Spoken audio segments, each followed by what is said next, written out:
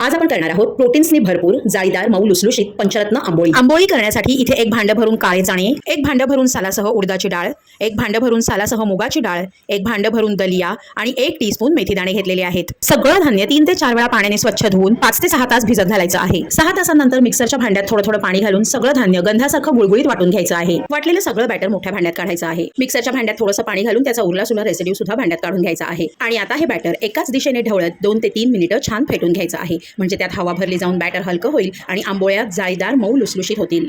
आता हे बॅटर झाकून 6 ते 7 तास फर्मेंट होण्यासाठी ठेवायचं आहे। आणि हे पहा, फर्मेंट झाल्यानंतर बॅटर किती छान फुगून आलेलं आहे, मस्त जाळीदार झालेलं आहे। हे सगळं हलक्या हाताने एकसारखं करून घ्यायचं आहे। आता यात चवीनुसार मीठ आणि 1 टीस्पून साखर घालायची आहे। साखर ऑप्शनल आहे, पण साखरेमुळे मस्त कॅरेमलाइज रंग येतो आंबोळीला। बॅटर घट्ट आहे असं वाटलं तर थोडंसं पाणी घालून कन्सिस्टन्सी ॲडजस्ट करा आणि तव्याला तेल लावून छान जाळीदार आंबोळ्या घालून घ्या।